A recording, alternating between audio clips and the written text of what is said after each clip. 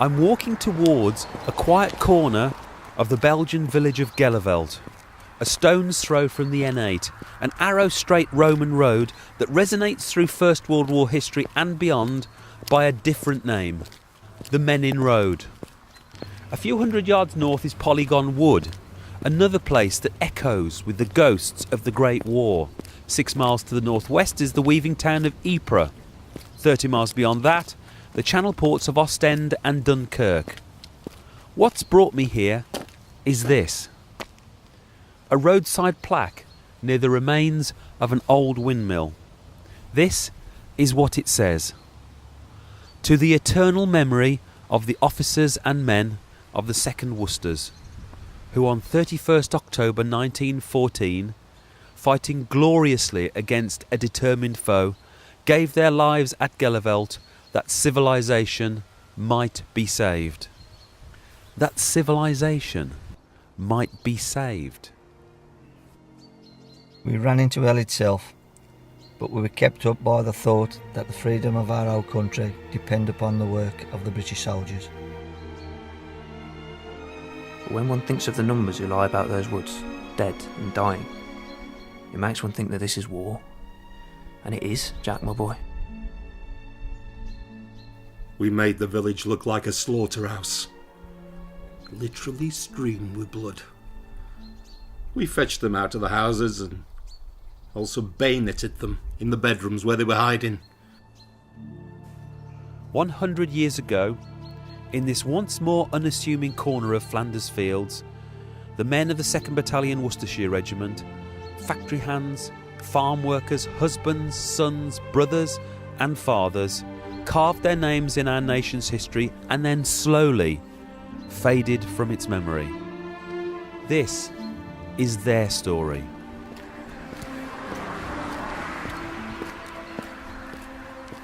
To find out what brought the Worcesters here, what drove them into a 100-mile retreat under constant attack within days of landing in France, what made them the very last hope of king and country in the face of catastrophic defeat just 10 weeks later, in a war it didn't need to fight, we must go back to the dual alliance of 1892. It committed France and Russia to defend each other if Germany opened hostilities against either. Germany couldn't fight a war on two fronts, so its answer was the Schlieffen Plan, named after the German Chief of Staff, Count Alfred von Schlieffen. Its principle was simple. Military intelligence said Russia would need 6 weeks to mobilise if Germany invaded France. 6 weeks, von Schlieffen reasoned, for Germany to conquer the French, then turn east. The challenge was how. His answer was surprise. 10 divisions would face Russia, with 62 pointing west in a line stretching north from Metz to fool the French into thinking the invasion would be in Alsace-Lorraine. Instead, the line would form a door hinged on Switzerland, and it would swing through neutral Belgium. The very last German soldier, von Schlieffen insisted, must brush the Channel with his sleeve. Above all, keep the right wing strong, he warned on his deathbed in January 1913. Within 18 months, his plan would be put to the test.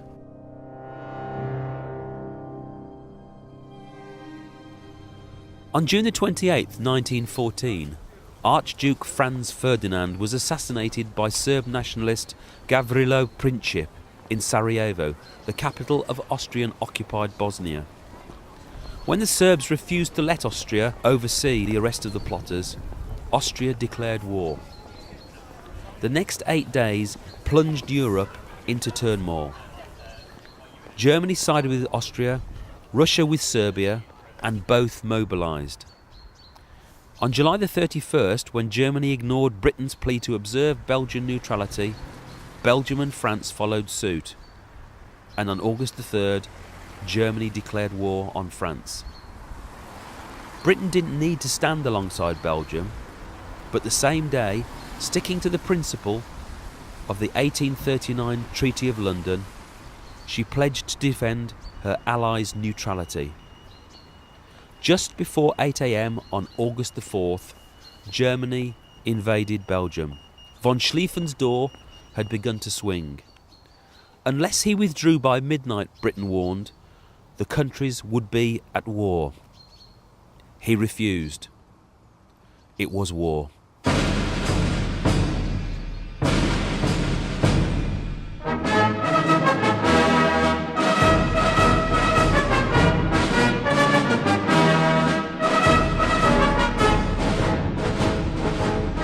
The 2nd Battalion, the Worcestershire Regiment, was forged in the days of King William, hammered into shape during Marlborough's wars, then honed by Wellington during the Peninsular War.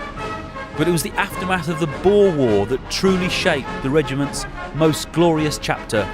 The answer to the Boer War's failings was the Kitchener Test, a long forced march followed by a practice attack. The 2nd Worcesters left India in 1913 with a reputation as one of the best fighting units in the British Army. Back in Aldershot, they continued the hard work in 5th Brigade under the command of General Sir Douglas Haig. Germany and France were increasing their forces, and although Britain at large shared no general belief in the idea of war in Europe, Haig did.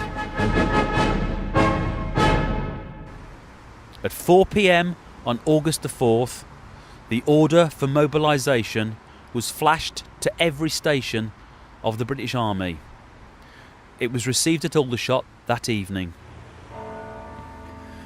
The streets of the faithful city were heaving a few days later when the colours of the 2nd and 3rd Battalions were brought here to Worcester to be preserved in the cathedral.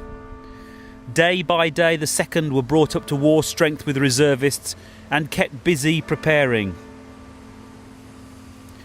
The British Expeditionary Forces move to France began on August the 9th, with the 2nd and the 3rd Worcesters receiving their orders on August the 12th.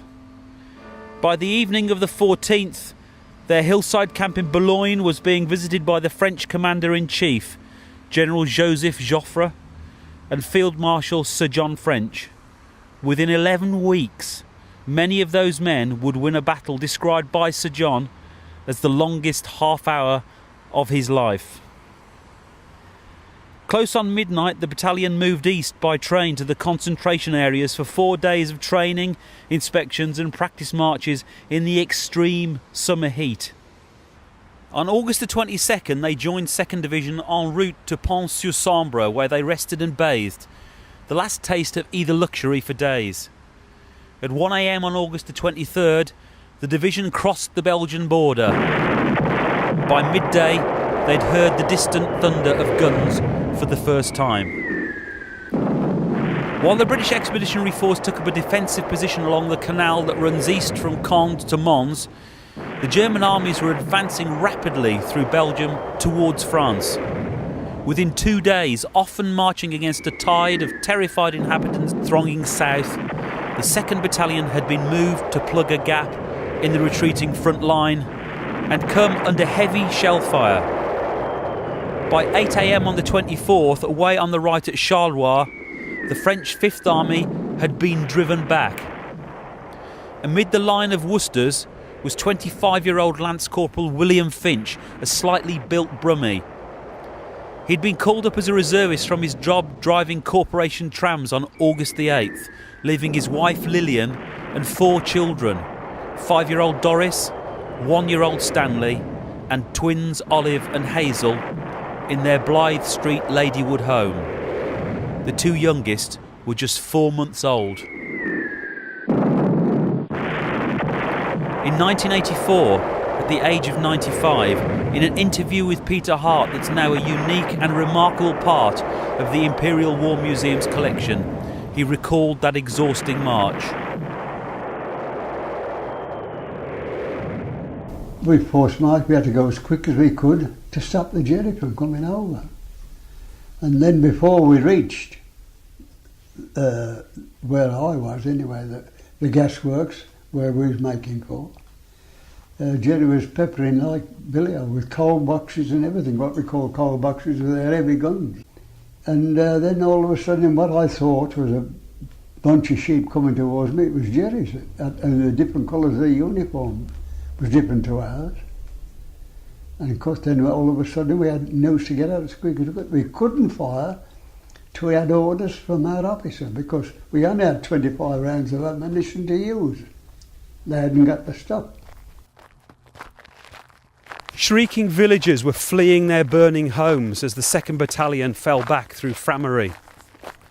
The legendary retreat from Mons, a punishing 13-day slog south, much of it only a few miles ahead of the chasing enemy, had begun. The first 4 days was a grind of dawn departures, furnace-like days, midnight marches, missed meals and snatched sleep under almost constant fire that took them as far as Mont d'Origny.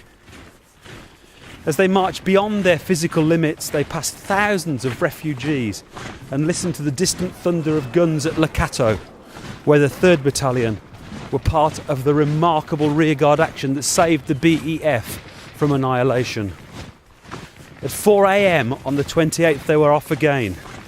Men dropped like flies in the baking 19 miles from La Fère to Cervey, where they halted for a day while the stragglers came in. In 1984, William Finch recalled that punishing retreat.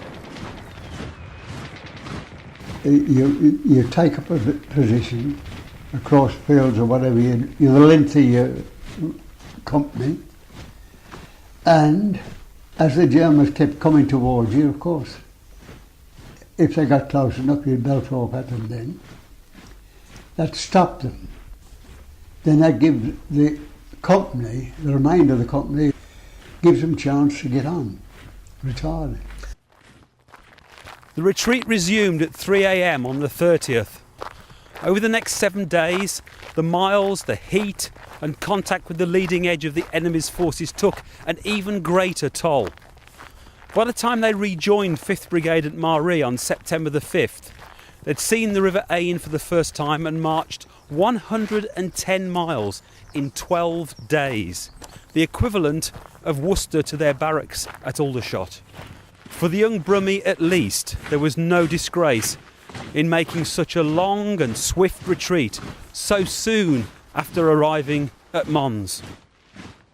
Didn't feel ashamed, but the thing is this, myself, the way I was feeling, I thought, well, I hope we don't get cut off altogether and, the war finish as we come out to finish ourselves. That's all we were thinking. I don't think myself that the retirement was worrying us that much other than getting beaten and what the English should be thinking of us in England. While the grim retreat from Mons continued, the French Higher Command had been organising a counter-attack.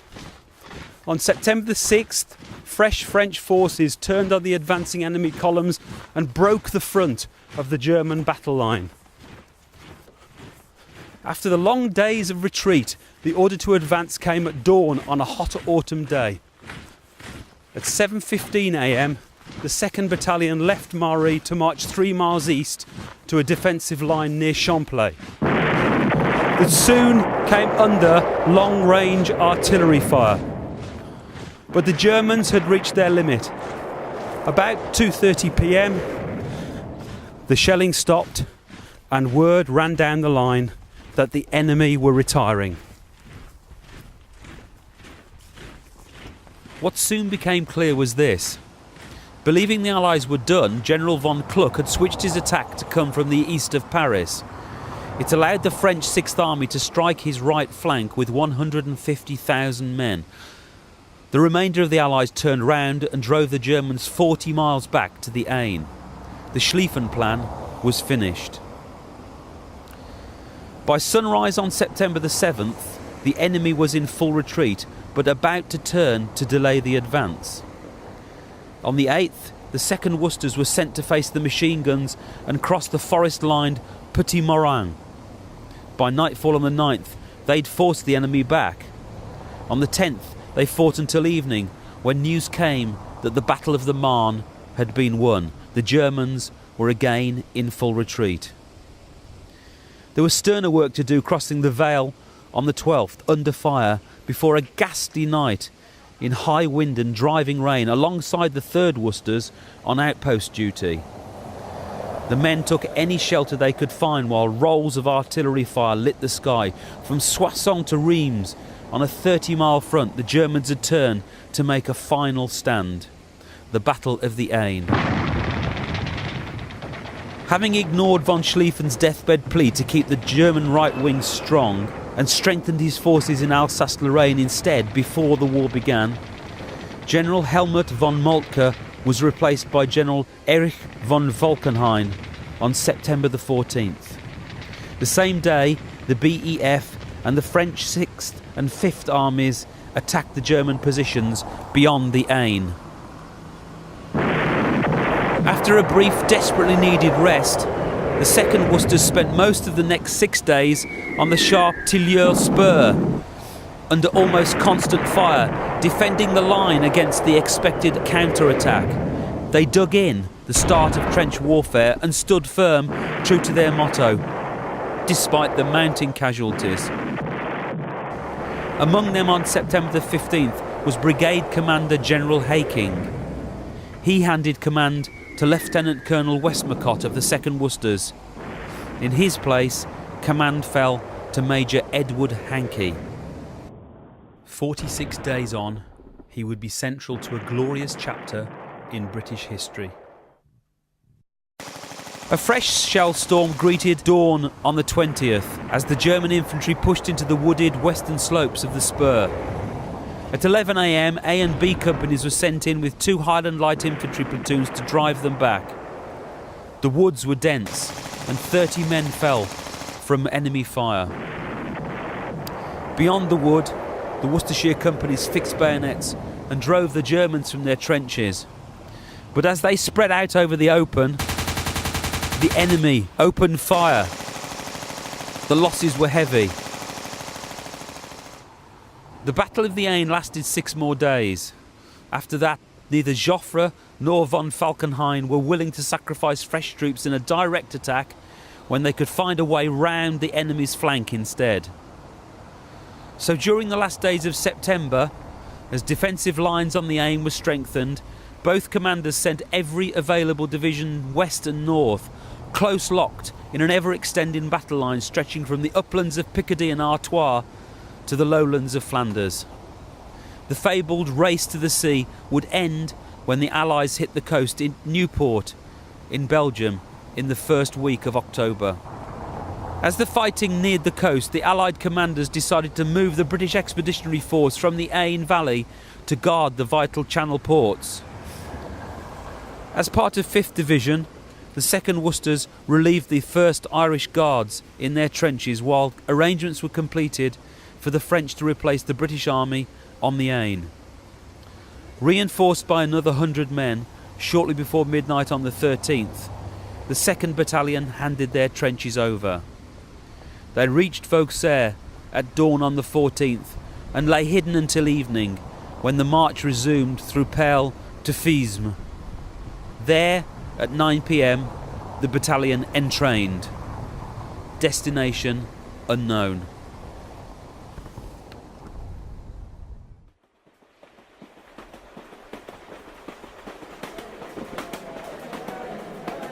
As the French countryside slowly passed and the Worcesters speculated about where they were heading, Commander-in-Chief Sir John French had made his decision. Instead of sending one corps to help plug a 25-mile gap in the line south of Ypres, they would reinforce the Allies' grip on the ancient weaving town and the vital corridor to the Channel ports.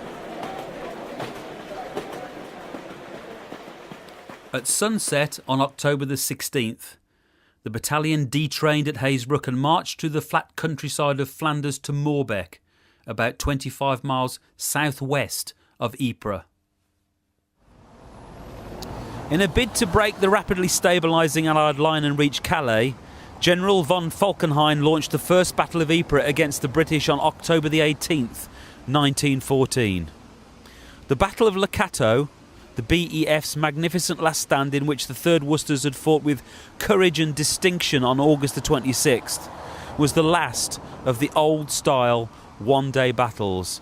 After that, The victor was no longer the army that held the ground. It was the one with the greatest will to throw men into battle in unthinkable numbers, because killing the enemy was now a strategic necessity. The British occupied the 16-mile-long Ypres salient, which bulged into the German line like a sore thumb. At its heart was Ypres, defended by one corps. The German attacks were concentrated along the Menin Road, which enters here from the east. Barely 8 miles from this towering cloth hall is the village of Gheluvelt. At dusk on October the 19th, after 4 days at Hazebrouck, 5th Brigade marched 14 miles north to Popering. Early next morning they crossed flat wooded country to occupy the low Pilcombe Ridge. The chilling, wet night brought a tide of refugees that spelt the approach of huge enemy forces as the brigade's advance from Ypres towards Menin was met by a counter-thrust from Menin to Ypres. At the same time, German forces were also moving on Ypres from the northeast. The Battle of Langemarck was about to start. At dawn on the 21st, 2nd Division advanced, but a long halt while 1st Division came up into line allowed the enemy time to push forward almost to within touching distance. The leading platoons of the 2nd Worcesters had moved a few hundred yards when they were halted by bursts of fire from hedges in front and were forced to dig in. 30 men were dead, many more were wounded. To the left, 1st Division's advance had also been held up at Langemarck. Fighting lasted all day. By nightfall, all 4 companies of the 2nd Worcesters had been drawn into the firing line among the hedgerows a mile northeast of Saint-Julien. 2 more were dead, 4 more wounded, 1 missing. Dawn on the 22nd brought this now familiar dawn chorus.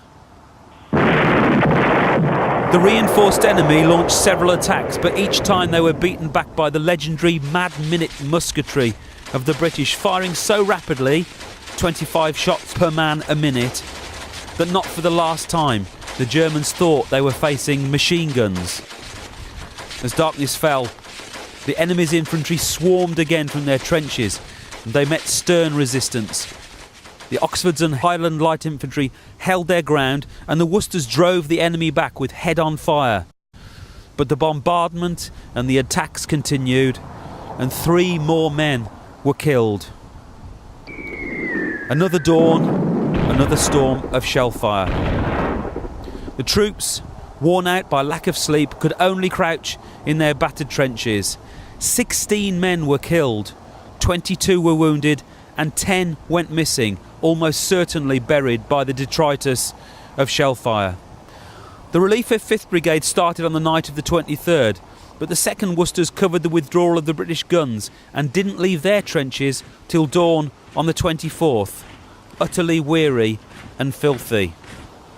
They plodded to the halt east of Ypres, where the railway crosses the Menin Road, a place soon to be dubbed Hellfire Corner. They were expecting 3 days of rest. They had 20 minutes. I'm on the edge of Polygon Wood. East of here, 7th Division had been overwhelmed. The enemy were pouring into the wood. The shattered 2nd Battalion troops led the brigade along the Menin Road to Hooge, a couple of miles southeast from here, and then to this sloping western edge of the wood, where they lined up with the Highland Light Infantry for the counter-attack. No one knew what awaited them. British and German troops were thought to be in the wood, so the platoons fixed bayonets and spread into line. The dense undergrowth of oak, beech and chestnut soon broke the line, separating the 2 battalions until Major Hankey ordered his companies back to reform. When he led them back in, the Germans were waiting. The murderous hand-to-hand fighting through the brambles only turned when a clutch of Worcesters charged, cheering. The cries grew louder and louder until the whole line was yelling, plunging bayonets, forcing the Germans back more than half a mile. But as the wood thinned, Sharp bursts of fire brought the advance to a halt. The companies dug in until night fell, but the day's price was high. Around 200 casualties had ripped a hole in the ranks, including Lance Corporal William Finch, who had suffered gunshot wounds to his left leg. This is how Lance Corporal George Gadd of A Company, one of the 2nd Worcester's many Brummies, would later describe it in a letter home published in the Bearers' Journal of Saturday, December the 5th, 1914. Before the Huns knew what was the matter, there was one mighty yell from us, and away we went straight at them. Of course, they went too, but hundreds not fast enough for us. There's no time for reflection at times like these, but when one thinks of the numbers who lie about those woods, dead and dying, it makes one think that this is war. And it is, Jack, my boy. War with all its horrors. In the same edition, a 2nd Battalion sergeant from Winchcombe recalled the same attack. Shrapnel, rifle bullets and machine guns ripped the ground up all around us. Just before the last rush, I ordered my comrades to follow me. As I started, I glanced back and found no one was following for the simple reason every man was hit. I had my coat, trousers ripped up by bullets and pieces of shell.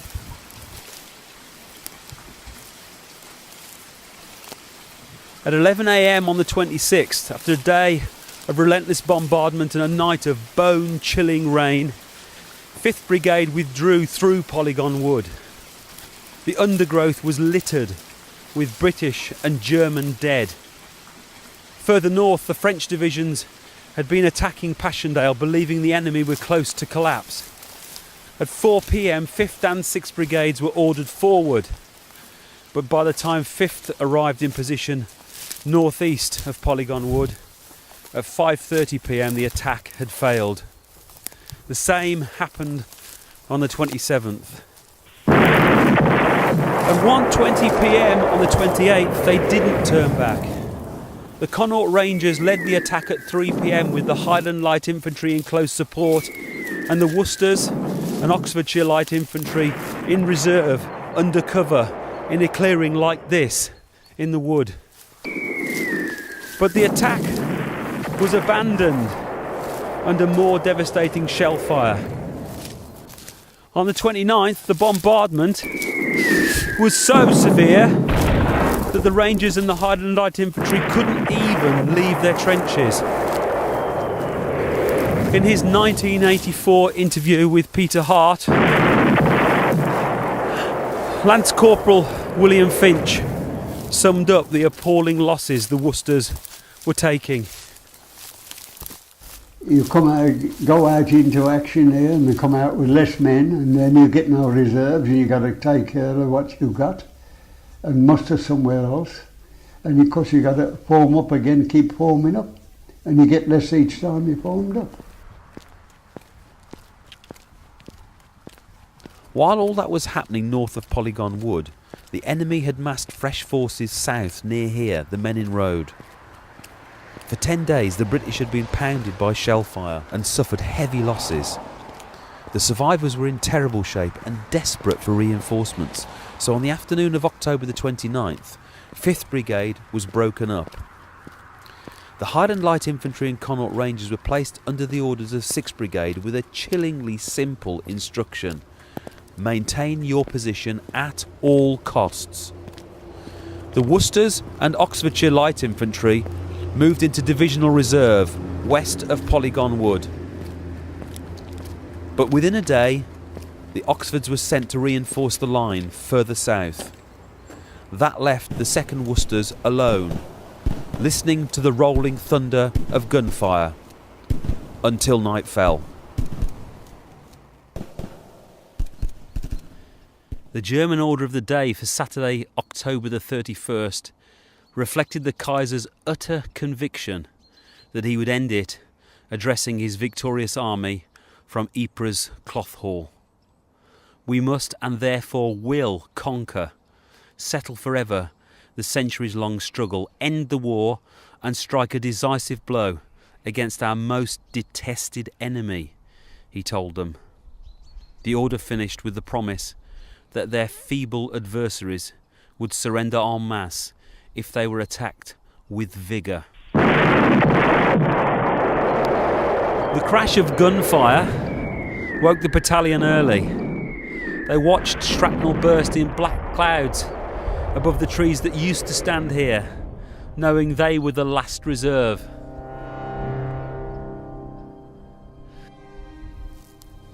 Eventually, alarming news filtered through.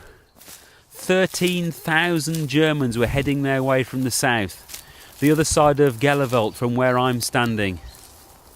Barely 1,000 men, the remnants of 5 British battalions, were defending the Menin Road. Before midday, the numbers told. Straddling the road, the 2nd Welsh had only 70 of their 1,000 men standing. To their left, the 1st Queen's numbered barely 50. To their left again, the 2nd King's Royal Rifle Corps had been overwhelmed. Beside them, the 1st North Lancs Loyals numbered just 26, while the 2nd Royal Scots Fusiliers had fought to the last. The right flank of the 1st South Wales Borderers on the north side of the road, opposite Gheluvelt Chateau, had also been rolled back, and Gheluvelt itself had been lost. But the British command had one final plan to retake the lost position by the 2nd Worcesters. And the reality was this.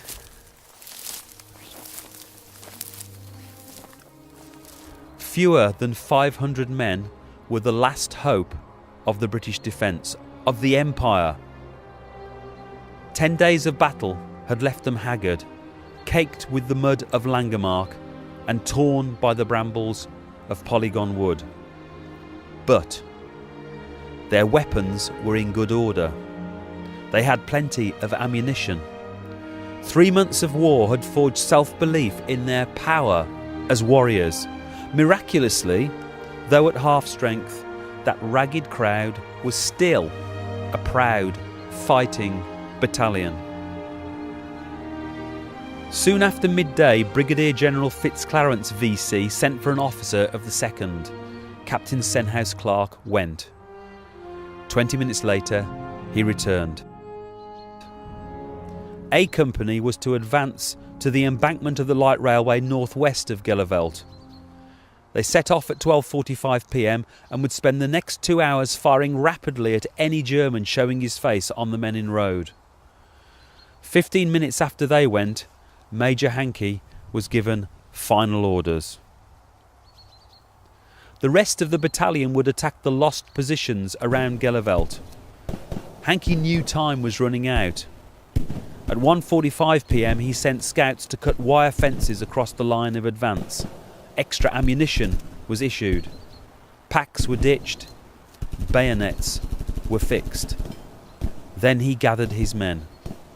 The 2nd Worcesters will take Gheluvelt. We can and will do it. Good luck to you all. Fix bayonets. Up lads and at 'em. Let's give 'em a bit of Worcestershire sauce. At 2 p.m. he led the battalion in file through the southwest corner of Polygon Wood.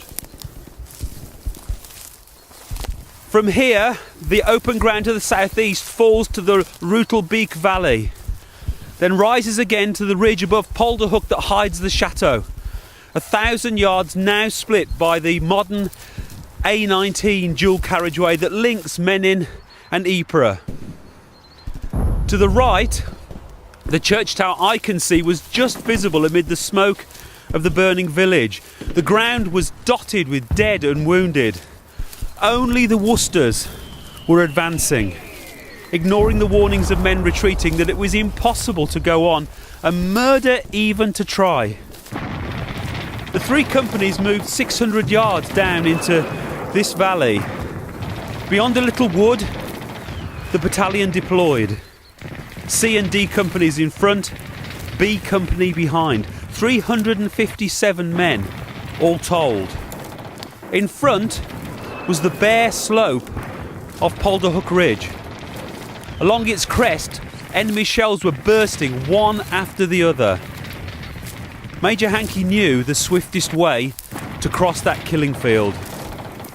He stretched his men into line, and the two leading companies broke into a steady double across that 1,000 yards of rank grass and boggy, rough stubble. Pistols drawn, bayonets fixed.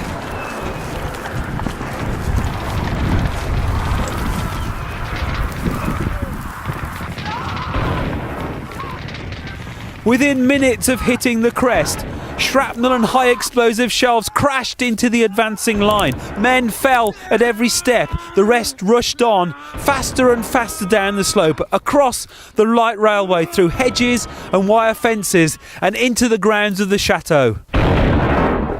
Beneath a cloud of British shrapnel, the young German troops fled. C Company chased, shooting, stabbing, and came upon something absolutely unexpected. The gallant remnant of the 1st South Wales Borderers.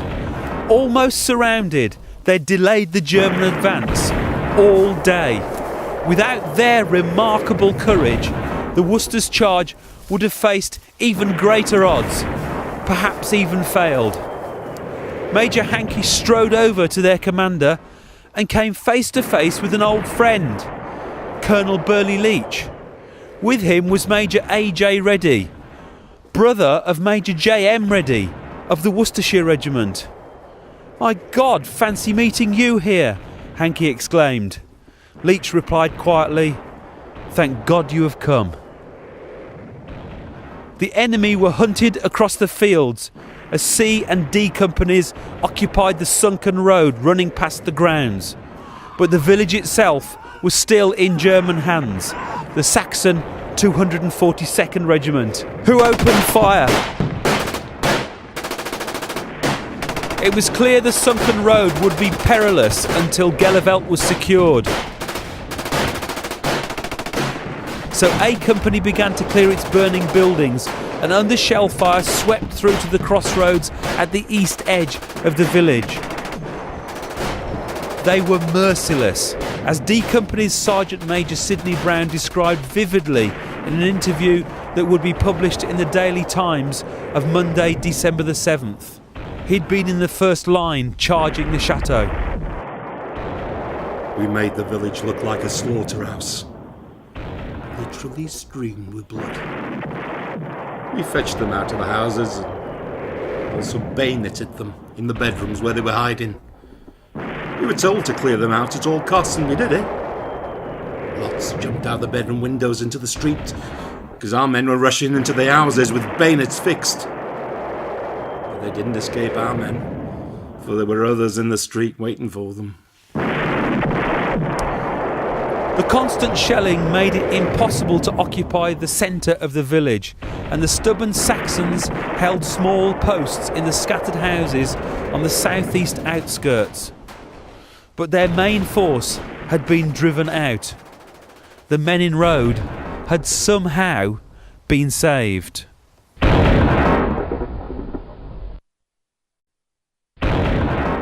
Captain Senhouse Clark had been beside Major Hankey at the head of the charge as the Worcesters vaulted the final stile and into the chateau grounds. His mind was already imprinted with the sights and sounds he would turn into the cool, matter-of-fact testimony that can be read in the battalion war diary to this day.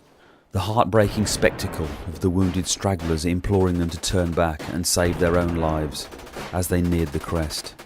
The bewildering absence of the French in support. The esprit de corps that had fueled this ragged line of khaki and sent the Germans fleeing. Now he stood, watching the village burn, a vision he would recall vividly 8 years later. Some of the houses went aloft at very frequent intervals. Many others were burning merrily. When darkness came, the firework display was worth seeing. It was weird and uncanny. How well I remember standing with the company commander of the Right Company among the tombstones around the church, watching for the Hun at the crossroads, and gazing at the burning houses, wondering, as usual, what next? Life, after all, was nothing but one damn thing after another. Sniping and shelling continued, but no attack developed. Everyone was dead tired, and even hungry by this time. The chateau behind us was burning. Our wounded had to be got away, though some fell into the hands of the enemy. The Germans continued their bombardment, yet made no further effort that day to retake Gheluvelt. As dusk fell, patrols attempted to contact the British lines to the right. At around 6 p.m, when none were found, and no other British troops came forward to help the battalion, General Fitzclarence decided to withdraw his isolated defensive line from the forward slope of the ridge at Gheluvelt. One by one, at 10-minute intervals, the shattered remains of the South Wales Borderers and the Worcesters left the burning village. In the darkness, unseen, they assembled and then tramped west along the Menin Road to Veldhoek.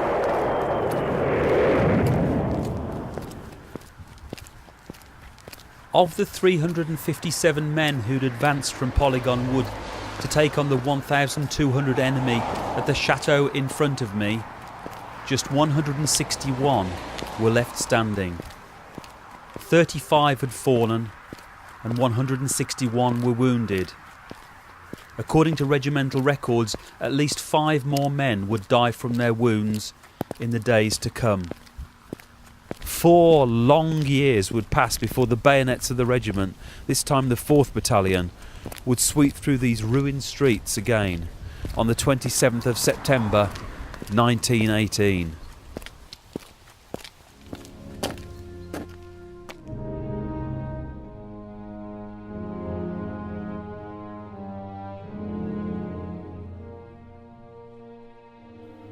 The danger wasn't over for the Worcestershires, however, as Captain Senhouse Clark recalled in 1922. Trudging back towards Veldhoek, one more awaited them through the darkness. At about 10 o'clock that night, we got orders to withdraw, and we did so, company by company, in the most orderly and unconcerned way imaginable. Back we went to the new line, which by that time had been dug behind us, and which was held once more by the remnants of the same old 1st Division. It was an anxious moment approaching their line under cover of darkness from the enemy's side. They had a natural distrust for everyone, so often had mistakes happened, Germans disguised in British uniform. It was a near thing to disaster for the battalion that night at the hands of the Black Watch, who held that part of the line and were running no risks. Those of us who were leading heard the challenge, the quiet words of command, the opening and closing of rifle bolts. We answered the challenge, and one only was allowed to approach. The remainder kneeling or lying down in suspense. The one who went forward was questioned and cross-questioned, for the Black Watch were cautious, and small blame to them. Having satisfied them, the signal was given to lead on. We led on, fully realizing that many rifles were trained on us, and that one shot, by accident, might cause the whole line to open fire. But all was well, and I think this speaks well for the discipline of the Highlanders. We filed through their line and felt comparatively safe once more. The success of our counterattack was already well known, and the battalion was already famous for it. Many and hearty were the congratulations hurled at us that night. But our labours were not ended, for more trenches had to be dug, then and there, so we dug, and dug for life. Oh no, there was no rest or sleep possible.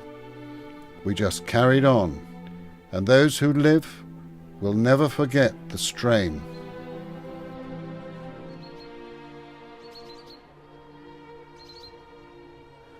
A mile or so beyond Veldhoek at White Chateau, near what would later become known as Hellfire Corner, the British command were gathering their thoughts. It had been a confusing day. The details were often short, the information scant, the picture contradictory. What was clear, however, was this. The frontline troops had fought with their backs to the wall, sticking grimly to their trenches as long as they could, often until the last man fell. As Major Hankey's battered survivors withdrew down the Menin Road, General Haig issued orders to build on the 2nd Worcester's victory at Gheluvelt and continue to take the attack to the Germans. But Brigadier General Bulfin knew the remnants of the day were clinging on by their eyelids, and he persuaded Brigadier General Gough to cancel the order, convincing him that to advance was madness, that they would lose the ground they'd retaken, and Ypres into the bargain.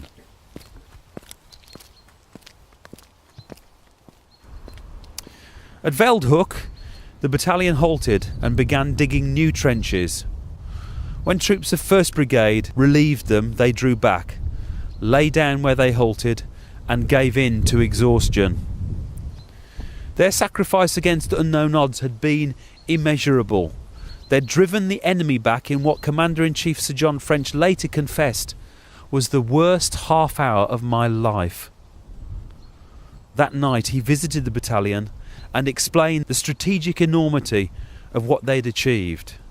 We can be confident that they already had a firm idea of what he truly meant. In a letter he'd write home in the coming days, this is how Private Edgar Oliver of Old Hill in the Black Country would reflect. We ran into hell itself, but we were kept up by the thought that the freedom of our old country depended upon the work of the British soldiers.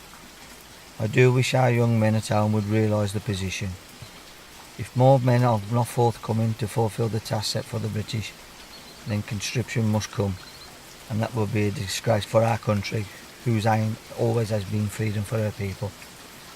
But it will be laid at the feet of the single young men who are at home shirking their responsibilities by refusing to respond to the call of their country. I am afraid our young men have not realised that how near invasion has been. It's no use thinking fighting could be done then. The first shot fired then would result in the massacre of our women and children. Now is the time for our young men to show their mettle. What Private Oliver knew, as well as his Commander-in-Chief, was this. Had the 2nd Worcesters and the heroic South Wales borderers failed, the Germans would have marched up the Menin Road and outflanked the BEF. Ypres would have fallen. Then the Channel ports. The war would have been lost. Invasion next.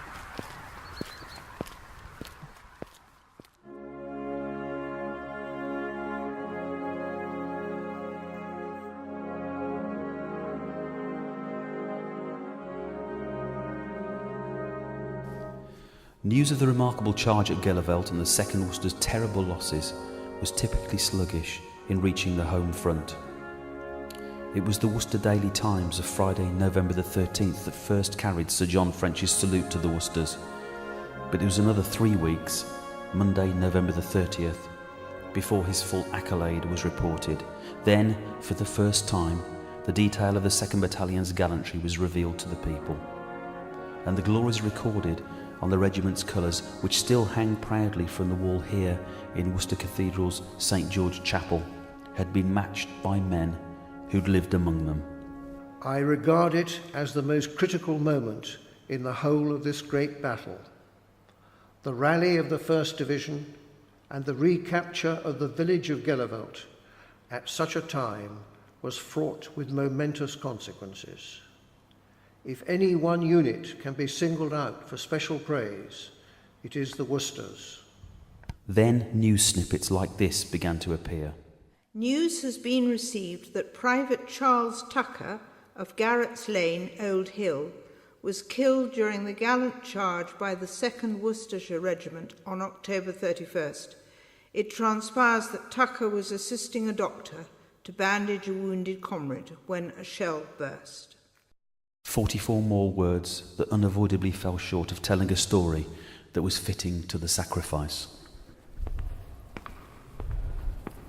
Lance Corporal William Finch spent 8 weeks in a French hospital with gangrene until he was moved back to England, first to Peterborough and then to Lincolnshire, and finally to hospital on the site of what's now Birmingham's Queen Elizabeth Medical Centre, where 100 years on, battlefield casualties from Afghanistan are treated. He didn't return home to Blythe Street, Ladywood, until he was discharged from the army in May 1915. The scale of the slaughter in Polygon Wood, in which he had been wounded, matched what had followed at Gheluvelt 7 days later. Veterans of both counterattacks would share and compare experiences in the reunions that would follow. His wounds might slowly have healed, but what he'd seen and heard on the front line left scars that ran much, much deeper. I didn't want to go back. It's like the Bishop of Birmingham, Bishop Wakefield, when he spoke to me in the hospital. He said, I suppose they're getting you ready to go back. And I turned around and told him, I hoped I never went back again. I don't know. I had, as much as I wanted. I couldn't see nothing clever in getting ready for that anyway. William Finch died in May 1987. He was 98.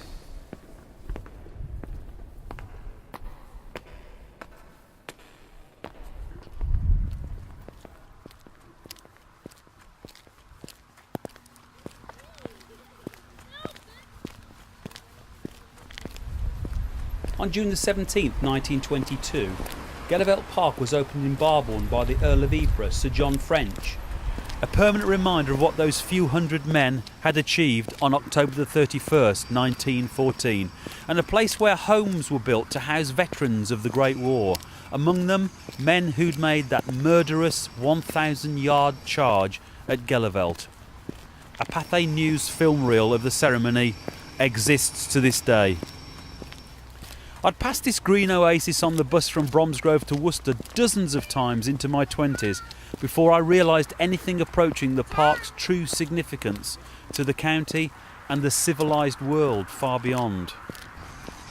The 2nd Battalion, the Mercian Regiment, the Worcestershire Regiment's modern face, holds Gheluvelt Day commemorations on October the 31st every year, and the Worcester branch of the Worcestershire and Sherwood Foresters Regimental Association lays a wreath in Gheluvelt Park the same day.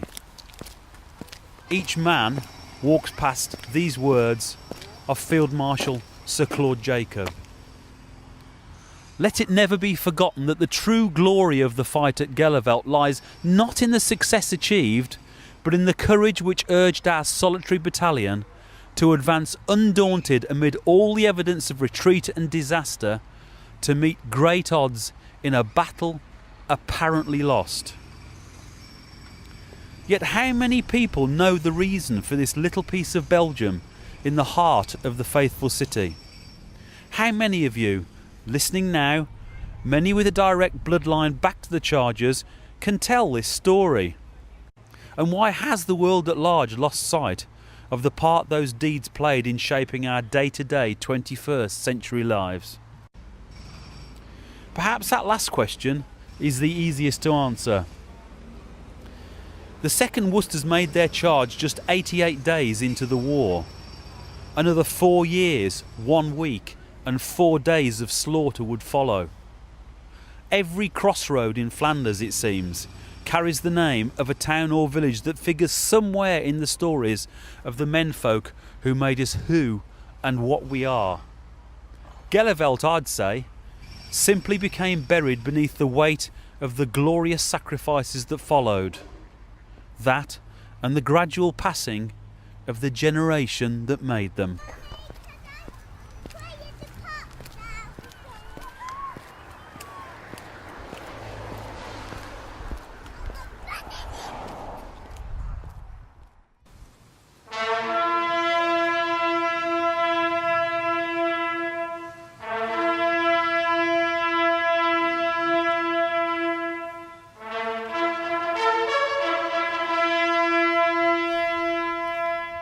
Private Thomas Billingham, Private Andrew Brace, Private Albert Brooks, Lance Corporal Ernest Burton, Private Cyril Frederick Collett, If you still wonder why the achievement of the 2nd Worcesters and those equally remarkable 1st South Wales borderers we should never forget must be restored to our thoughts on the 100th anniversary of the battle, you should come here. I'm at the Menin Gate in Ypres, where Last Post is played at 8 every night in salute to the fallen. Lance Corporal Arthur Gheluvelt, Private Charles Frederick Hadley, Private Arthur Clarence Hitch, Private Richard King, Private John Kirk. Among the 55,000 names carved in gratitude and commemoration on its towering pillars, panel 34 here contains the names of 32 of the 40 who gave their lives at Gheluvelt, the ones with no known grave. Sergeant George Frederick Poole, Private John Edward Porter, Private William Powell, Private Robert Robbins, Private Harry Simmons. The others, Private James Charles Richard Hall Smith, and Private John Hayes, Private William are buried Smith, a few miles from here at Sanctuary Lance Wood Corporal Cemetery. George Henry Stewart, Private Bernard Breese's grave, Charles aptly, Robert Swift, is at Polygon Wood. Private Joseph Charles Tucker, Lance Corporal William George Curtis is Private remembered John Turley, at Courtrai Communal Cemetery, where Private Philip Claude Gill lies, while Private Frederick Edwards and Private Albert Perks rest beside one another at Perth Cemetery, and drummer Harry William George is buried at Bois Guillaume. In the days after they fell, the battalion moved back and forth under almost ceaseless bombardment, exhausted by weeks of battle and devastating losses, until just before dawn on November the 11th, when the enemy's artillery opened a horrifying barrage that signalled the start of the Battle of Nonboshen, Nuns Wood.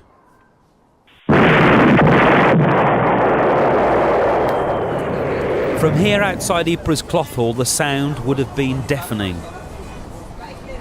Almost 18,000 Germans attacked across a 9-mile front defended by just 8,000. The 2nd Worcesters manned their trenches and awaited yet another attack, but for them, none came. The night that followed was pitch black, wet and freezing. Eventually, the firing died away. Then, for the first time in 3 weeks, the guns fell silent. Nonboshen was the Germans' last throw of the dice in 1914, the last great attack of the First Battle of Ypres, the Kaiser's last chance to clear a glorious path to the Cloth Hall and the victory speech he'd been denied by the Worcesters and South Wales borderers 12 days before. Bitter driving rain marked the start of a miserable winter, the trenches filled with mud and water, then ice, condemning the frostbitten troops to further foul horrors. 24 days of slaughter had soaked Flanders fields with the blood of 250,000 soldiers. The British had lost 58,150 men, 140 of them 2nd Worcesters. German losses were in excess of 130,000. If you're struggling with the maths, that's more than twice the population of the faithful city today. The perimeter of the salient had shrunk to 11 miles, but Ypres, the prize it guarded, hadn't fallen. It never would.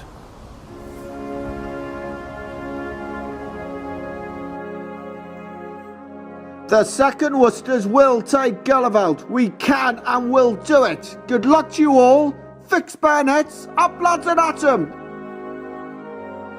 News has been received that Private Charles Tucker of Garrett's Lane, Old Hill, was killed during the gallant charge by the 2nd Worcestershire Regiment. And I turned around and told him I hoped I never went back again. I don't know. I had, as much as I wanted.